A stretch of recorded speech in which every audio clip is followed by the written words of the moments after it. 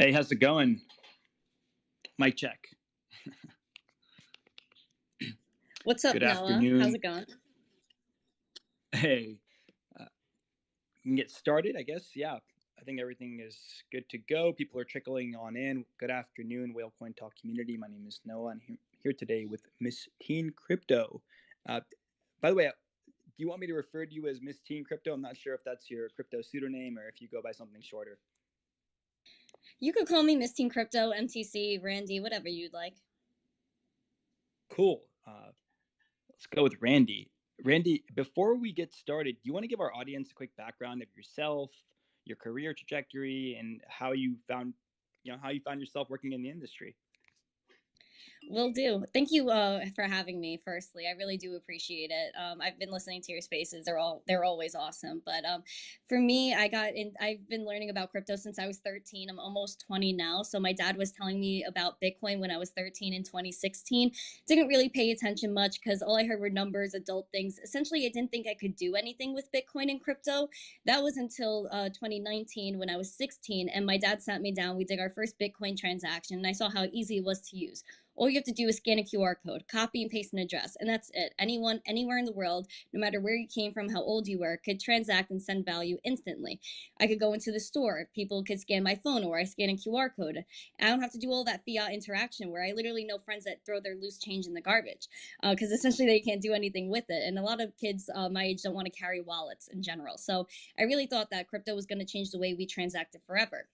On top of that, I had the realization that I had $200 in my savings account. And I learned growing up that when you leave your money in the bank, you're supposed to accumulate interest. Numbers supposed to go up. But I saw that my $200 is always $200. It didn't go up. I didn't earn interest. And I noticed that, my dollar value was actually going down. My purchasing power was going down.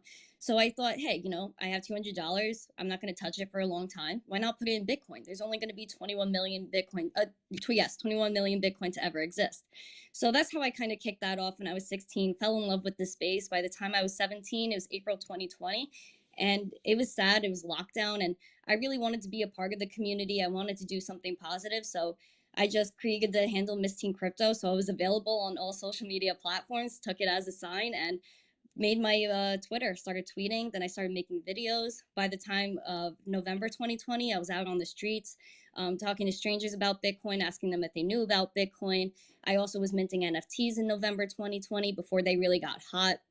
Then this all carried over into educational content. I started going to schools, from middle schools, high schools, colleges around the country to talk about Bitcoin, crypto. Made like news outlets appearances like Fox Business. Also have been just putting out content in terms of my podcast, the Miss Teen Crypto Show, where I've had guests such as CZ Binance, Fox Business anchors, CNBC anchors, MMA fighters, just to talk about their life, their crypto journey. I also have the Daily Zest that goes live 12 p.m. Eastern, Monday, Tuesday, Wednesday, Thursday on YouTube to talk about the news and everything going on. So in summary, that's how I started and where I'm up to now. Wow, that's incredible. What a journey. And again, seems like you got in early and you got in, well, relatively early, and you got in at a time where things hadn't really picked up yet. What was it like for you to, first of all, jump in as a content creator and then experience that first bull run? I mean, how did your business model change from when you initially started to what it is now?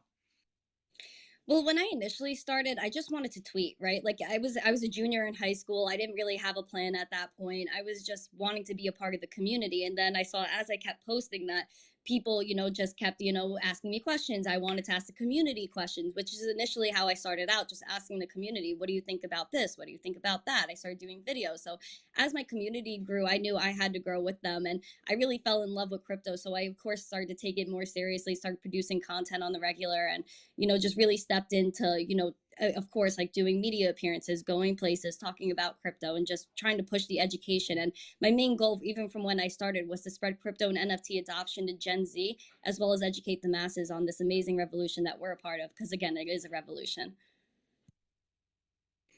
And one of the things that I have said, because we're been partnering up with universities, and I really believe that Gen Z and Gen Alpha are going to be the next big wave of interest, money, and adoption.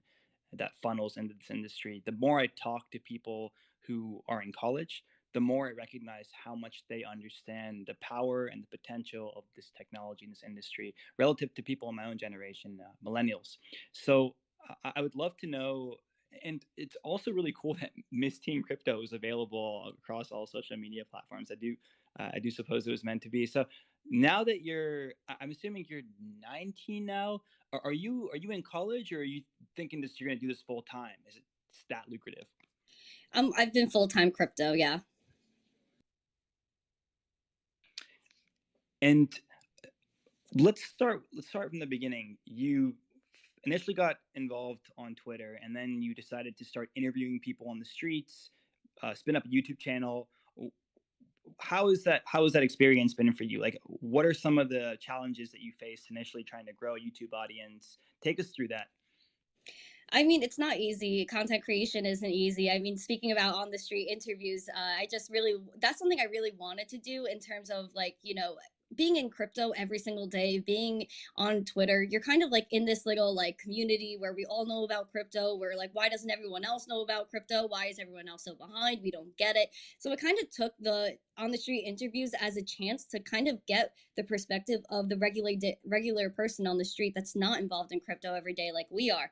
So I again, like, that's crazy stuff. It's really difficult to do. Like, sometimes I'll be out for 8 hours just to get 1 minute of film to post on Twitter. So again, on the street interviews aren't easy, but it's so worth it to do because again, you're getting that outside perspective. But anything you do, just keep doing it consistently, and that's what I've been doing in this space for almost 3 years now. So I guess that's what I'd recommend. Just stay consistent and just keep your passion going, and people will like hang out with you. That's what I've experienced. I just really love the community. The community's been there for me big time. So you're mainly creating live content on YouTube, correct?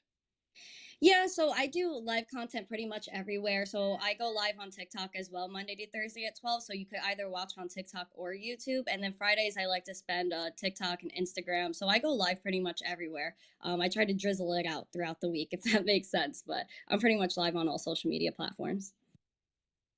Yeah, of course. And which ones do you find to be more lucrative than others? I definitely think YouTube is great for, interviews, educational content, more organized. Like if you go on my YouTube channel, I have it organized in playlists, like the Missing Crypto Show playlist, where you can see all my guests, the Daily Zest playlist, educational content playlist. So it's a lot easier to organize in that sense. But I think TikTok is really important as well, because that's where a lot of Gen Z is TikTok. They like short form content, even live content that's intriguing to them because you actually are able to interact with the streamer, which I think is really great with that nowadays. So definitely TikTok and YouTube are key in terms of talking about your thoughts, talking about, what's going on with the news. Twitter is the most important. That's where you're going to get your news. That's where you connect with people more often. Like Twitter Spaces, I think is so essential.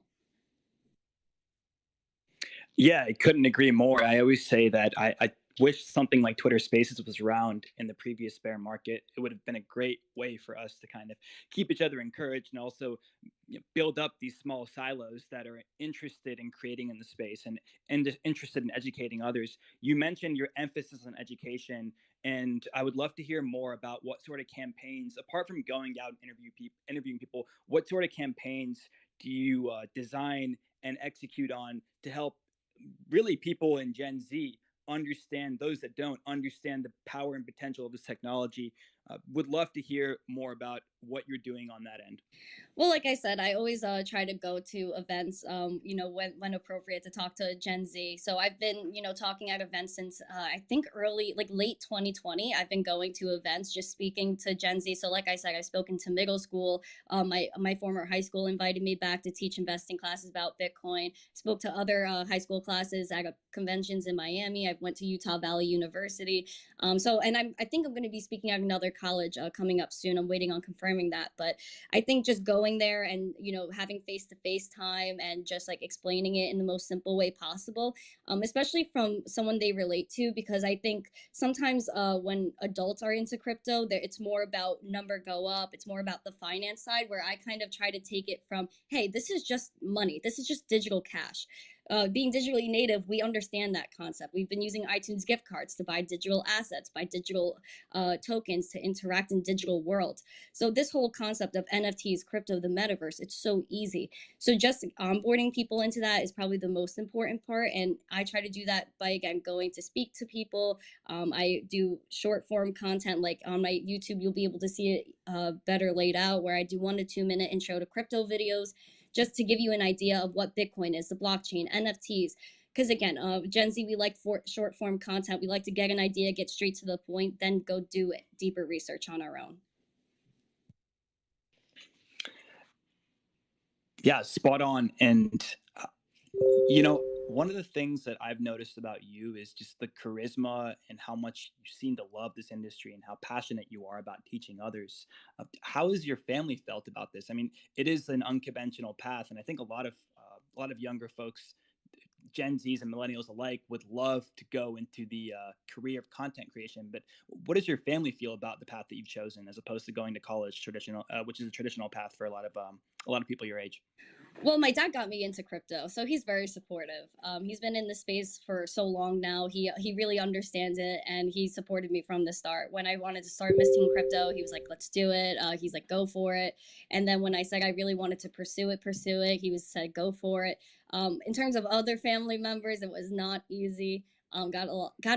Got some pushback, to say the least. But now they're kind of coming around, and they're seeing that Bitcoin obviously isn't going away, crypto's not going away, and my passion for this is not going away. So it's okay. Yeah, no, I love that. And typically speaking, once you start to pick up and build some success, I think the rest of your family, they come on over and they support you, no matter what, hopefully. But what about your friends, right? Uh, I'm sure you have a close group of friends, and there is a point where you weren't into crypto at all, and now you're all into crypto. How have they embraced it? Are they kind of on the fence, or do they really see the potential the way you do? When I first started, again, I was like a junior in high school. So we were like a lot of kids, of course, like the last thing on their minds was finance and, Bitcoin, crypto. I was always very nerdy in school. So I was always like the kid in the corner, like doing study guides, doing homework and all that nerdy stuff. So when I first got into crypto, people were like, "Oh, Randy, she's just into something else now." And people really didn't pay attention. And then my school kind of was a little negative about it. They were, I had teachers coming up to me saying Bitcoin wasn't good. It was a Ponzi. Take down my account. It wasn't safe. So there was, again, a little bit of pushback. From the school, from my friends. A lot of people didn't want to be my friend anymore because I was into crypto. They just didn't understand what I was doing, which is perfectly fine, because I knew at that point that, of course, Bitcoin wasn't going away, and people will understand it eventually, right? So I, of course, stuck with my conviction. And by the end of the school year, a lot more people were talking to me. Everyone was good. And then as I graduated, more people were reaching out to me asking for help about crypto. How do I get into crypto? Again, I went back to my high school to teach 2 investing classes about crypto. And a lot of other teachers asked me to get involved as well. So the tide is definitely turning. I was just extremely early.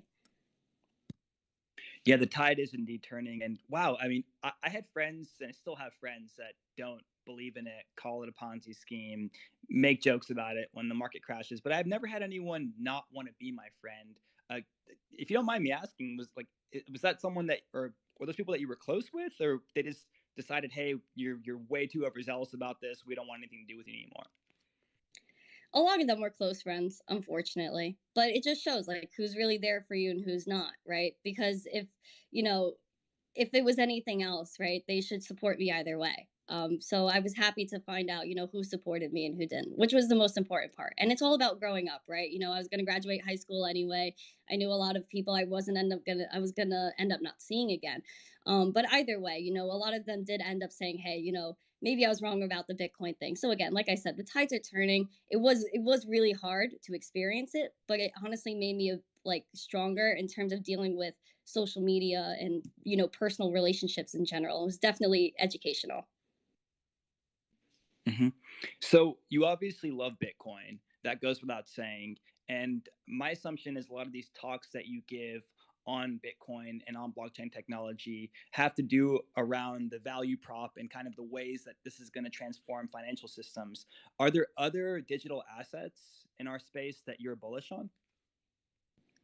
Of course. Whenever I hand out my cards, when I do interviews with people, I always have QR codes to learn about Bitcoin, Litecoin, and Ethereum. I feel like with those three, you're able to really get the fundamentals of crypto, what the basics are, and how to compare them all and where to go from there.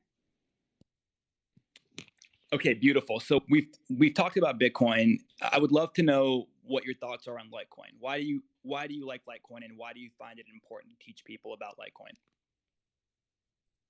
I think Litecoin's extremely zesty. I think it's really important in crypto for many reasons. I mean, we could start off with it's 11 years, no downtime, the longest running blockchain with no downtime. Not even Bitcoin can say that, unfortunately. Then you have the finite supply, 84 million Litecoin to ever exist, constantly building, great community. Everywhere where Bitcoin's listed, Litecoin's listed, especially for Gen Z, that's important, being that under 18, you can't get on an exchange. And if you go to a Bitcoin ATM where it is accessible for people under 18, Litecoin is there. So that's extremely important for adoption.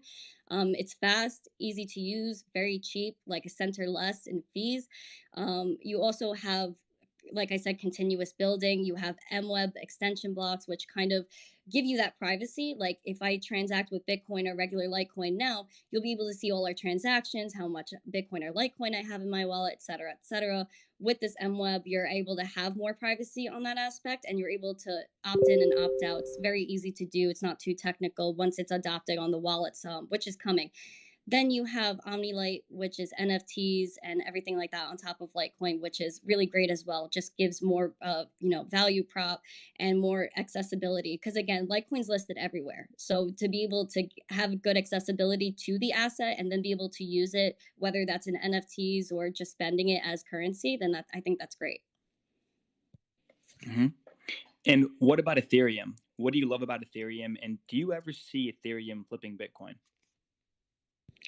I don't know about Ethereum flipping Bitcoin. I think it's a spicy question for sure, but I do really like Ethereum, being that it really did open the doors for DeFi and NFTs, which is a whole revolution on its own. I mean, like being a lot of people in third world countries, and I think we don't think about this in the US because we're a little spoiled out here, but a lot of people don't have accessibility to banks, or they can't afford to get into a bank. I mean, even in the States, if you have less than $500 or something like that in your bank account, you get charged a fee for not having enough money, which is crazy, and a lot of other people can't afford that. So in other countries, as long as you have that internet connection, you're able to acquire cryptocurrency like Ethereum and be able to enter this world of DeFi where you could take part in a financial system. So, with that said, Randy, what are some key lessons that you teach people your age or people that are just getting into the space with respect to investing in a decentralized manner, taking custody of their own assets, and what would you say to someone in a developing country without access to a bank that wants to buy a little bit of crypto? Would love to hear your advice on that. I would always say, as someone coming into the space, do your own research on absolutely everything. Look, even if it's something like Bitcoin, Litecoin, or ETH, look at websites, look at social media, look at the team, how it was created, why it was created, the utility.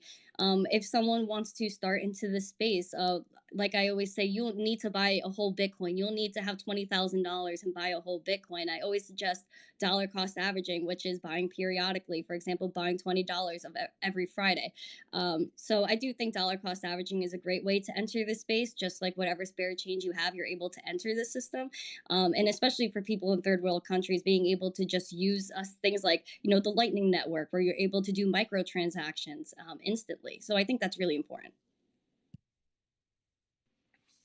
So, really quick, you mentioned NFTs, and you definitely, I'm assuming you teach people about NFTs and the potential of what they can do going into different industries. But apart from art and gaming, I'm genuinely curious to know what sectors of the financial world and what sectors of the general, just like, rather, let me rephrase that. What industries do you see disrupted most by NFTs?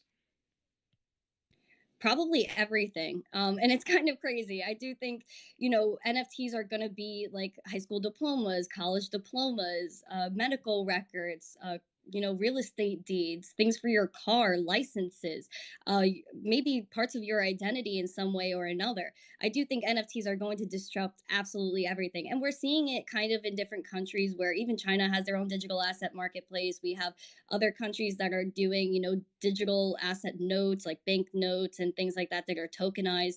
The whole banking system is going to be tokenized. So I think NFTs are pretty much going to disrupt everything, whether that's your card deed, your coupons at Costco, everything. Mm-hmm. And you touched on the Miss Teen Crypto Show earlier. Can you tell us a bit more about your podcast, the kind of guests that you bring on, how someone who's interested can come and be interviewed by you, and then where we can you did mention it, but where can we catch these episodes? Is it on YouTube specifically? Yes, YouTube is the best place to watch the Miss Teen Crypto Show. That goes live anywhere from 1 to 4 times a week. I really do love that show. I started it, over a year ago.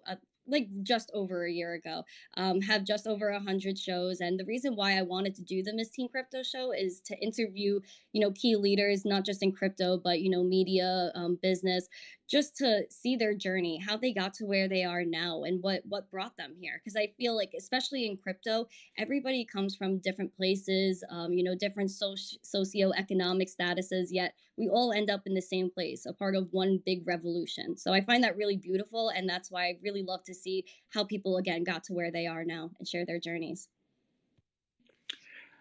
Randy, I read that you love gaming and that you oftentimes stream on Twitch. Can you tell us about some of the games that you like spending your time playing? Yeah, so I dual stream. So whenever I go live on YouTube, I'm also live on Twitch. So I love playing games. So I'm like browsing. Right now there's not one game that I'm like solid. Like I'm playing this every single day. Because I've been playing every single day, just different games.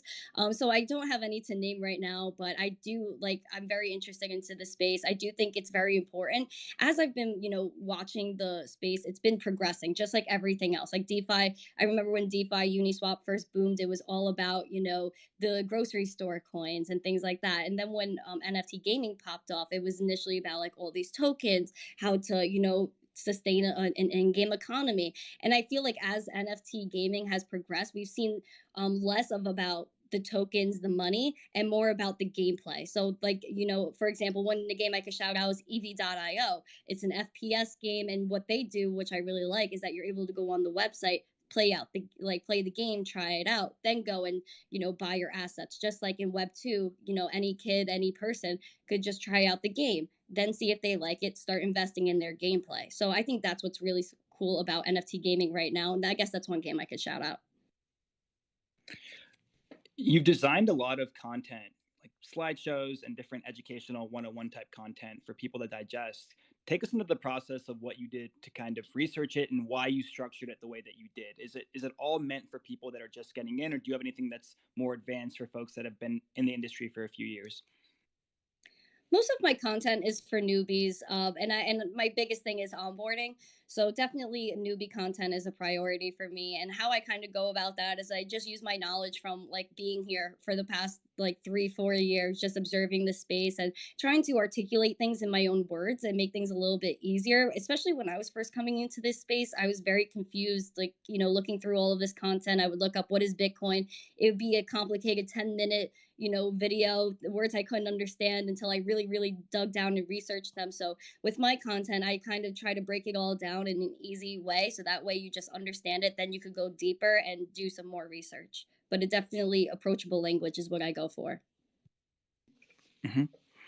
And I wanted to talk a bit about, and this audience members always take it with a grain of salt, but I wanted to talk a bit about where you think the market is heading. It's fun to speculate, and you at this point are a veteran. You've been in the space for several years. Do you think we've bottomed, or do you think that there's still more pain to come?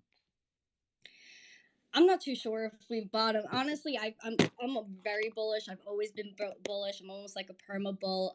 I do know, obviously retracements, and everything like that. Is consolidation is healthy for Bitcoin. So, if it does retrace, it's healthy. Number can't always go up. It's just not realistic. So I do feel a lot of bullish energy throughout 2022.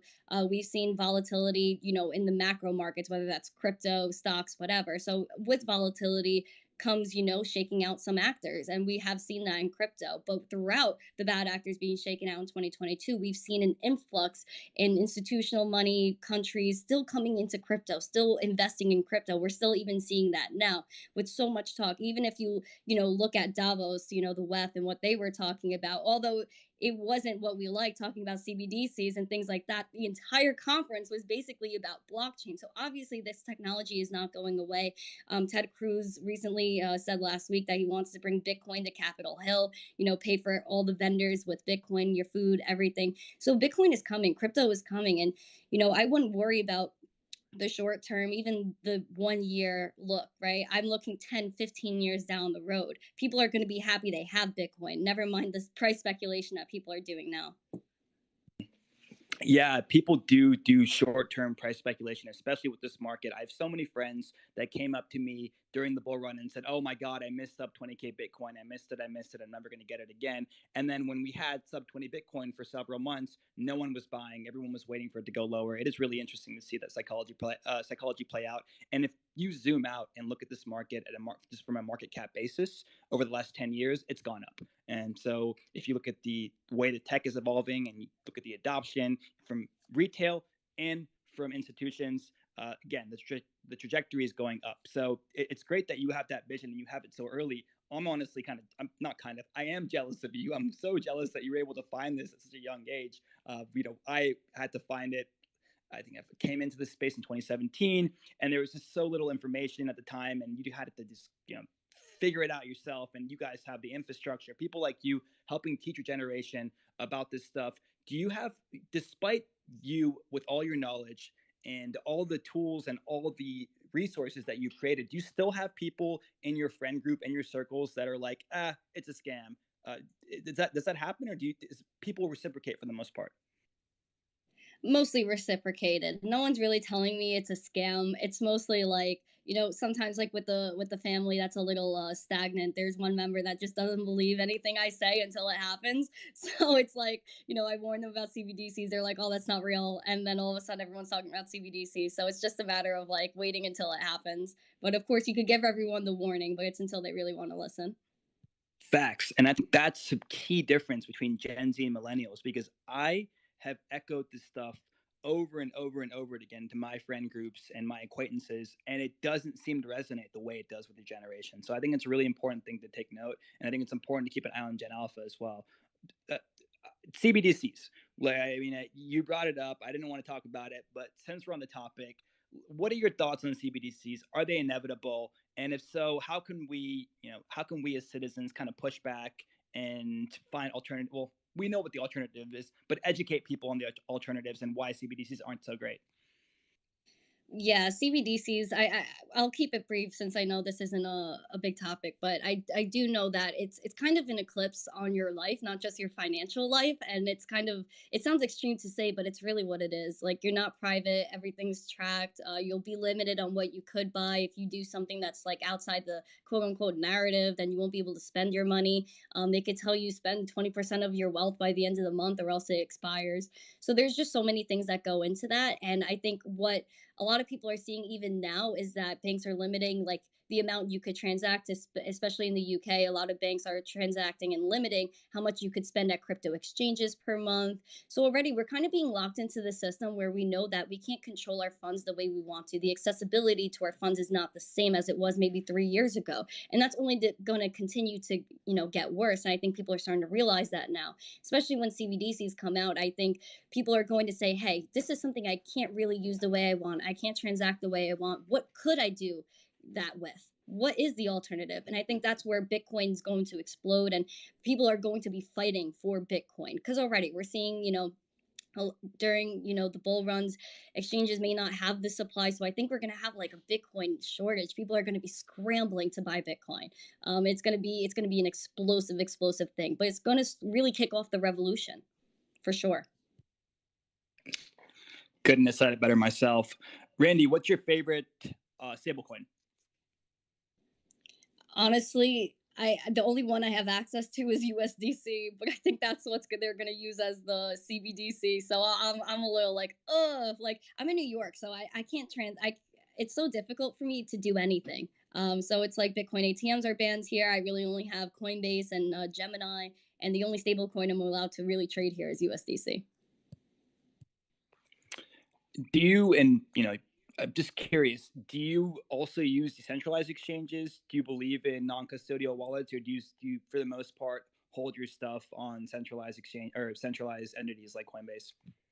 No, no, no. I think exchanges are good for what they're good for. You know, it's like if you go to the airport and you're exchanging your US dollars for euros, you're going to give them your dollars, they're going to give you euros, and you're going to put it in your wallet and walk away. You're not going to leave your money at the counter and let someone else take it, which is exactly what people are doing when they use crypto exchanges. They're just essentially leaving their money on the counter. I never do that. Whenever I have crypto on an exchange, I take it right off and I put it in my wallet. I'm a big proponent. I'm a big, advertiser, I guess, or preacher of self custody. I absolutely love the idea, and the fundamental, real reason why we're here is to be our own bank. So I always preach self custody, look into wallets, how to properly store your private keys, how important that is, because of course we left the traditional system because we wanted to be our own bank. We want to be in control of our funds. And if we're just going to use exchanges like banks, then why did we leave in the first place? Again, beautifully put. Randy, you have an NFT line. They're called the Wax NFTs. Can you tell us a bit about that? Yes, Wax blockchain is pretty awesome. I've been minting NFTs there since November 2020 with my collection. It's just Miss Teen NFTs. I have a Twitter account at Miss Teen NFTs as well if you want to give that a follow. I started that in November 2020 as well, and basically that those pieces of art, if you follow them since the start, have been basically my journey in crypto. And just me growing up, you could see from the time I started minting till now, like the art has gotten more mature, the way I look is more mature, so the art kind of ages with me. I've done NFTs for my 17th, for my, not my 17th, my 18th, 19th, and gonna do a maybe for my 20th. But basically, yeah, those just outline my life. It's a way for you guys to support me. So instead of sending like boring super chat and getting a receipt in your email, you're actually getting something that you could collect, you could trade, you could give to a friend, sell on the secondary market. And I also look at it as a way, because I really wanted to show kids my age that you could be your own store, like with Bitcoin cryptocurrency, you're able to be your own bank, you're able to take control of your funds. But NFTs are so different, where you could be your own store, you could be your own music label, you could be your own art gallery. Previously a lot of artists had to rely on physical galleries to approve them, say, hey, your art is good, you could put your art here and I'll take a cut. Now people could display their art on a global stage and be able to earn from royalties forever, which honestly people missed out of in web 2 and web 1 art, unfortunately. So I think NFTs are a whole other revolution, and why I started my collection is just to show Gen Z that they could do the same. Music to my ears. And if I'm being honest, I've never heard of Wax. Can you tell us a bit about Wax? I didn't know that a blockchain existed that is focused on Web3, right? And you didn't know that this blockchain existed, focused on Web3 ecosystem for gaming and NFTs. Yeah, so Wax blockchain has been around for a long time. I believe it's been around for years now. So I really enjoy Wax blockchain, being that I thought it was more feasible for Gen Z, especially during the bull run. The problem I had with ETH is that, I remember I bought a $10 NFT and it was like $100 just for the gas fee, which I thought was crazy. And it does out a lot of people if you really think about it. Some kids really only have a dollar or two in their pocket, and that's all they could really transact with. Well, with Wax, you're able to just sign up and transact gas free and instantly. It was because sometimes even with ETH, like you're a little scared, you do the transaction, it goes through, but where's my NFT? I'm a little scared. Wax is instant. So I thought it was feasible and easy for Gen Z to use. So that's why I initially started there. Mm-hmm.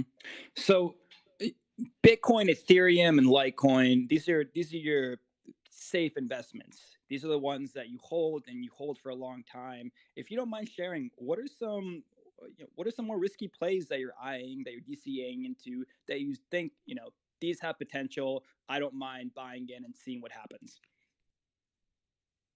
Ooh, if I'm gonna get really zesty with it, I would have to say Get Digibite. zesty with it. I would have to say Digibite. And I think Digibyte's really cool. You guys could probably see me talking about Digibyte from 2020 as well. I think it's extremely fast. It has quite the large supply, but I think that's probably what you're going to need for people to, transact as daily money. It's extremely fast. I believe it's like, a few minute blocks, something like that. Extremely fast, extremely easy, and stupid cheap to transact with. So I'd say Digibyte. So before you found crypto and blockchain, Randy, is there anything that you wanted to do? What aspirations do you have, and up until you found this industry and decided, hey, this is the career I want to go on? That's an interesting question. I really love what I do now because it really encapsulates everything I love in one thing. Like I always loved learning. I was such a nerd in school, like had to have perfect grades or else I'd get upset. So, I definitely loved learning, and crypto is something where you're just constantly learning. Every single day there's something new, there's new innovations being made. There's always something you can learn. You're never done with crypto. So I love that aspect. And I always wanted to be a reporter. Like when I was little, there were videos of me like with a microphone trying to report on news. So definitely that kind of fits into what I'm doing now. And public speaking, I always like doing as well. So that's again something that ties in with this. So when I finally, started my social media, I really realized that everything I loved was Miss Teen Crypto. So that's just really what keeps me going because everything I'm passionate about is this. When you love what you do, it doesn't really feel like work, does it?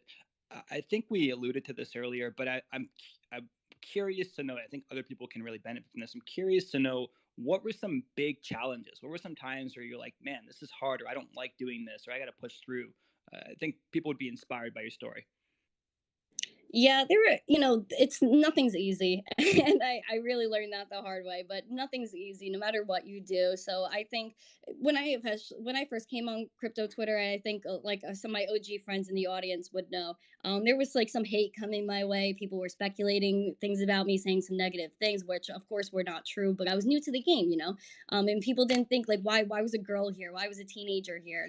Why is there a Miss Teen Crypto?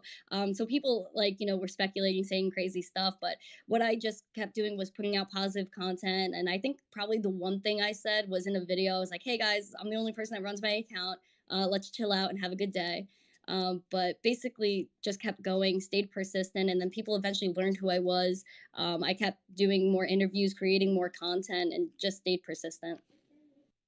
Randy, I'll tell you something that you probably already know, but when you start to grow as fast as you're growing and you start to build as much notoriety as you are, you can do everything perfectly and people will still find a way to hate. It's something that builds character. It gives you tough skin, and I think going into your 20s, this stuff is going to just fall off your shoulder. You're not even going to hear it anymore. And God, with that said, I forgot the next question I was going to ask you. But do you find that after being through all of this kind of FUD and trolls and people just being assholes, that you are tougher for it? That stuff kind of just falls off your ears and doesn't really affect you anymore? Yeah, pretty much. Like I said, like kind of that character building from high school really played into when I started like Miss Teen Crypto and was getting that hate. So like I said, that didn't really hit me as hard. In fact, like it hurt my family more than it hurt me because like a lot of people were seeing the comments and my family was like, "Why are they saying this? It's so messed up."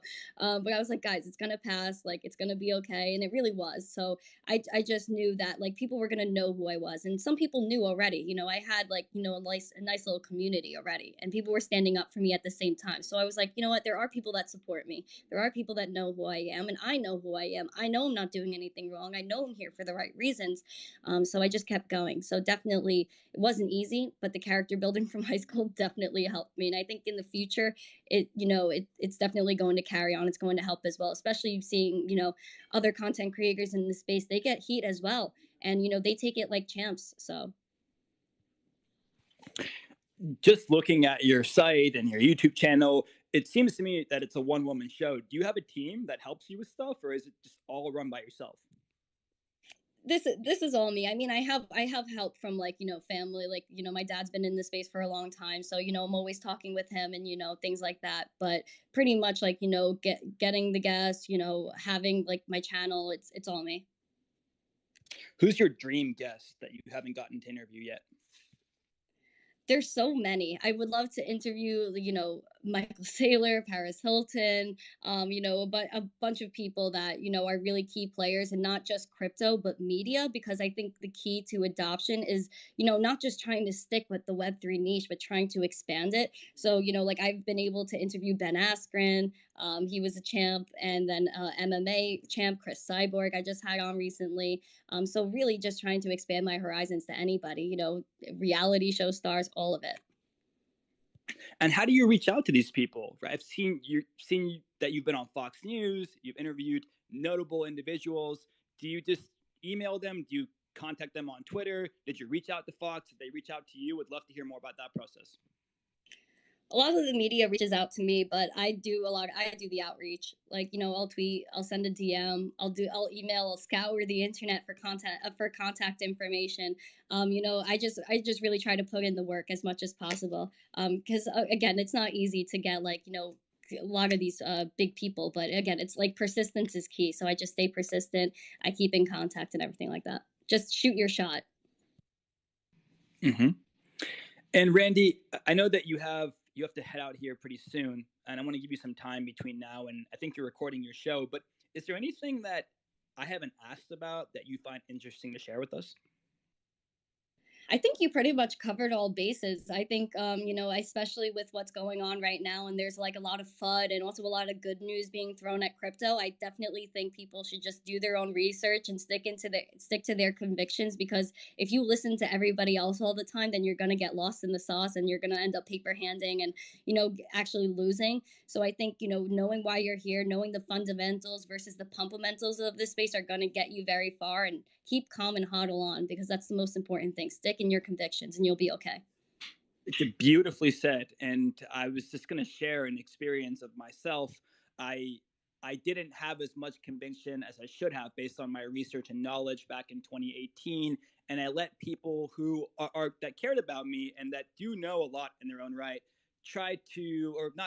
but they swayed me from sticking to my guns and really going into the market the way I wanted to. So I think that you encapsulate a version of yourself that people can aspire to, because you really did just come out of high school running. You started your channel. You stick to your guns. I'm sure it helps to have your dad as a role model, but you really have built an entire empire for yourself. So hats off to you. We really appreciate you coming on, and we'd love to have you on in the future to share updates or any sort of news that you have going on from Miss Teen Crypto. Absolutely. Thank you again so much for having me. Like, this was an absolute blast, and like we really got down to the nitty gritty. I really enjoyed this. I really look forward to hanging with you again. I really can't wait to come back. We look forward to having you again, Randy. Best of luck and take care. Have a great day. Stay zesty, fam.